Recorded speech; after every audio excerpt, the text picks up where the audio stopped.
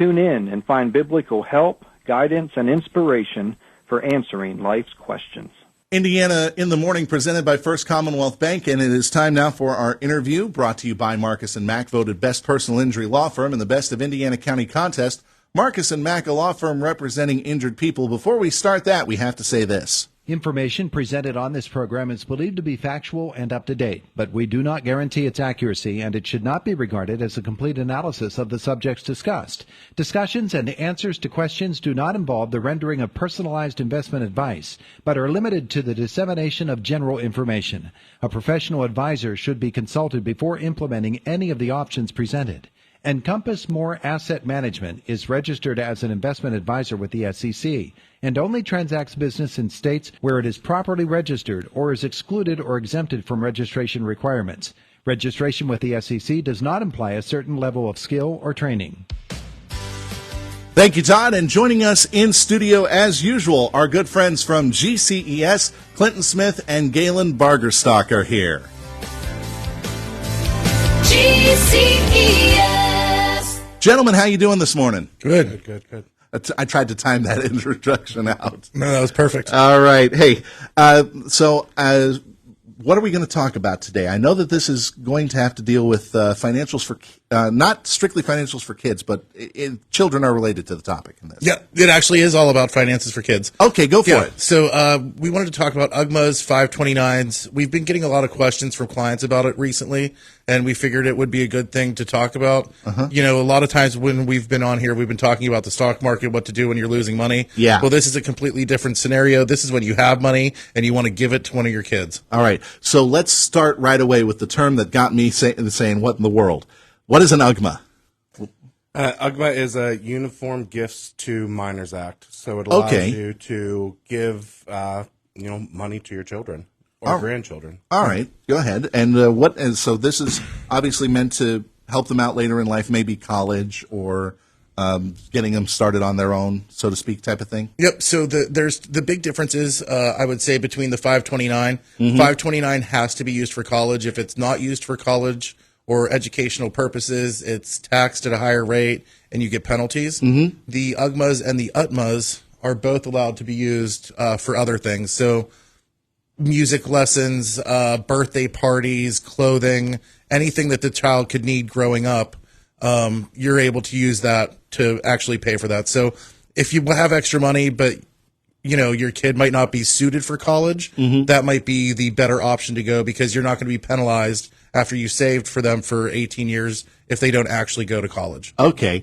Now, I actually have heard of 529s. I think there was a long time ago, there was a lot of promotions about the TAP 529 program. I think that was the state-involved program. Yeah. So 529s are specifically for education then? Yep. All right. And they could be used to purchase books or tuition or supplies or whatever. But you're saying with these can be used for just about everything else. Just about anything that the kid needs grown up. All right. Excellent. So how long do these accounts normally run? Are they like 18-year accounts? Yeah.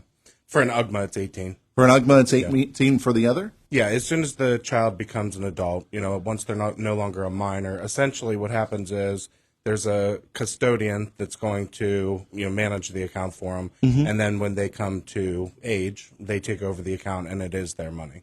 All right. So you mentioned the benefits. Obviously, this is going to be this helps the child out later in life, but you also mentioned that this is also going to be a long-term plan. So I'm assuming there's high rates of yield on this, things like that. What do I want? Interest rates. Interest rates is what I'm thinking of. I'm trying to think of it as like a regular savings account, but it isn't. Yeah. No, typically these are making about 6 to 7%, which is a lot higher than a high yield savings account.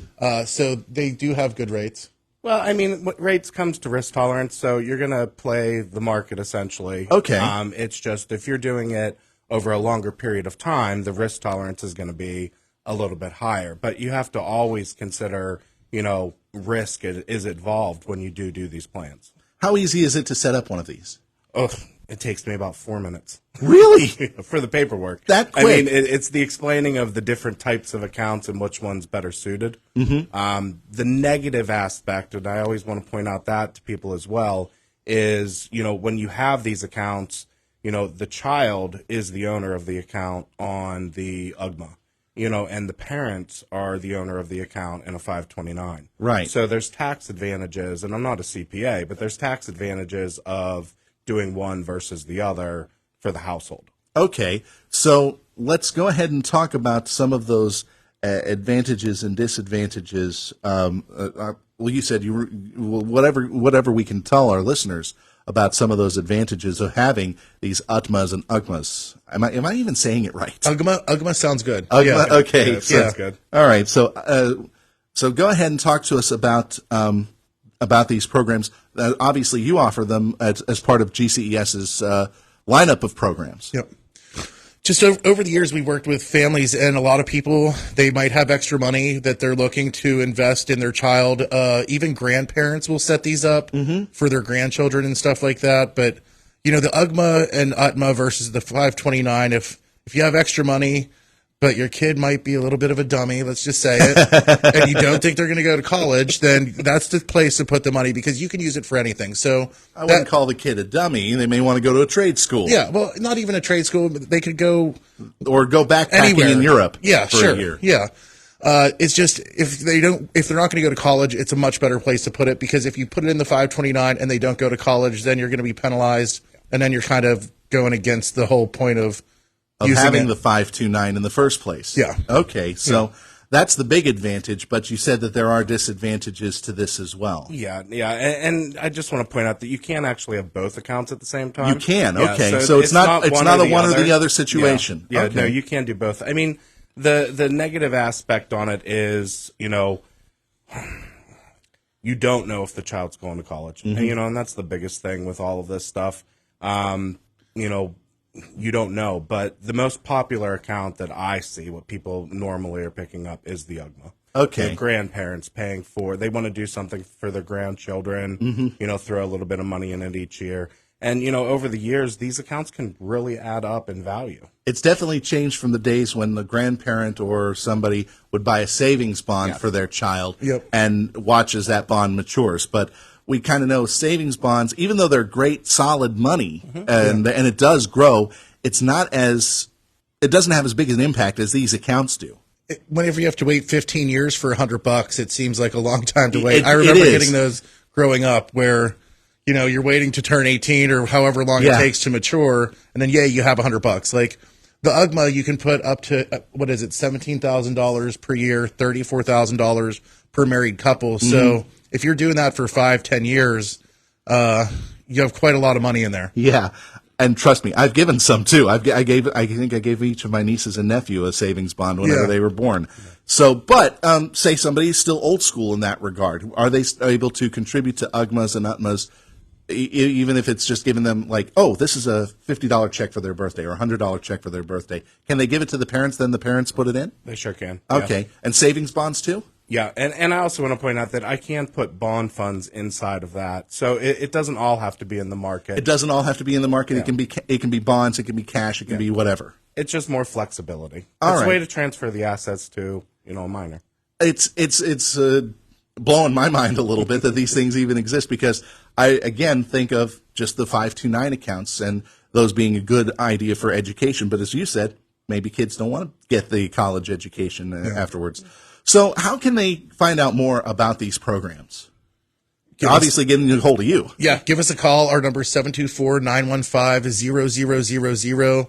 You can visit us online at gces.us or just stop in our office on Philadelphia Street. You can't miss us. We have like 3 signs on our building. And they rotate every now and then. Yes, Is there anything else that you wanted to mention? Maybe just about generally saving money for a child's future.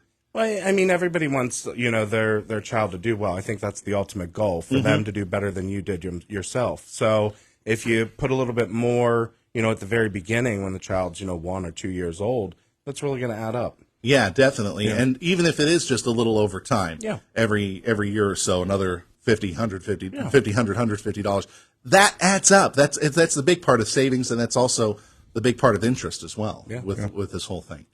Gentlemen, you've taught me a few things.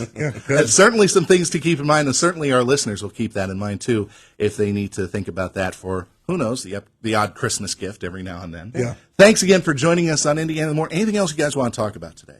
No, I mean, it's a rainy Monday morning. Yeah. It is not nice outside. Yeah, and you guys just came back from Phoenix. Phoenix. We got in at like 1 a.m. last night. We had a pretty good training program over the weekend. Okay. That we went to. Excellent. And just got back late last night. And So the process is always evolving. Yeah. I mean, so that's something to keep in mind, and these guys are on top of their game. Clint, Galen, thank you both very much for joining us in Indiana in the Morning. Say hi to everybody at GCES, and we'll talk to you again next month. Thank you so much, Josh. Thanks again. Clinton Smith, Galen Bargerstock of GCES joining us this morning on Indiana in the Morning. Our interview segments presented by Marcus & Mack, voted best personal injury law firm in the Best of Indiana County contest. Marcus & Mack, a law firm representing injured people. 8:22 at Indiana in the Morning. Let's see if we can get a little bit into our health cycle here. We're going to see if we can get House Call for Health up here on Indiana in the Morning, House Call for Health from Fox News. We're glad that, though, you could join us here on Indiana in the Morning. Yeah, let's start with the health beat. Pfizer and BioNTech are beginning a phase 3 trial for